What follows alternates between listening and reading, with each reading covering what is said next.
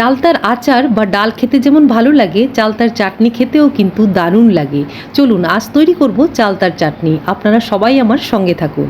এই যে চালতা, পুরোটা লাগবে না, কিছুটা পরিমাণে নিয়ে কেটে ধুয়ে এখানে পরিষ্কার করে রেখেছি। এবার নুন জলে চালতার টুকরোগুলোকে সামান্য সেদ্ধ করে নেব। তাতে করে চালতার অতিরিক্ত টক আর পিচ্ছিল ভাবটা অনেকটাই কমে যাবে। জল ফুটতে শুরু করেছে। এবার গ্যাস ওভেনটা অফ করে কড়াইটা কিছুক্ষণের জন্য ঢেকে দেব।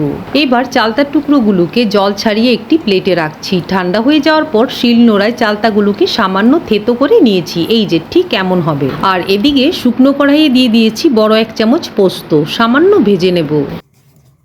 ভাজার পর পোস্তটাকে শিল নোড়ায় বেটে নিয়েছি। এই যে, আর এখানে নিয়েছি কয়েক টুকরো নারকেল, নারকেলটাকেও বেটে নিয়েছি। এবার ফোড়নের জন্য শুকনো কড়াইয়ে দিয়েছি গোটা সর্ষে, সর্ষেটা ভাজার পর দিচ্ছি সর্ষের তেল, তারপর দিলাম তেজপাতা, শুকনো লঙ্কা, সামান্য গোটা মেথিদানা আর মৌরি দিয়ে সব কিছু লাল লাল করে ভেজে কড়াইয়ে দিয়ে দিলাম থেতো করে রাখা চালতার টুকরোগুলো।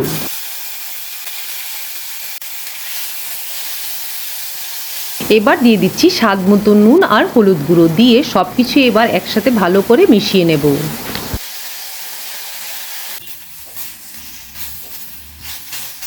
চালতাটা সামান্য ভাজার পর দিয়ে দিচ্ছি বেটে রাখা নারকেলের পেস্ট, দিয়ে সব কিছু আবার একবার ভালো করে ভেজে নেব। চালতা আর নারকেলটা একসাথে ভাজার পর দিয়ে দিচ্ছি পরিমাণ মতো জল। এবার সব কিছু ভালো করে মিশিয়ে কিছুক্ষণের জন্য ঢেকে দেব। ফুটতে শুরু করেছে। এবার দিয়ে দেব ভেজে বেটে রাখা পোস্তর পেস্ট, দিয়ে মিশিয়ে নেব। আর এখন সবশেষে দেব চাটনির সবথেকে গুরুত্বপূর্ণ জিনিস, আর সেটা হলো পছন্দের মিষ্টতা অনুযায়ী চিনি বা গুড়, যার যেটা পছন্দ। চিনি দেওয়ার সাথে সাথেই দেখুন কালারটা একদম চেঞ্জ হয়ে গেছে।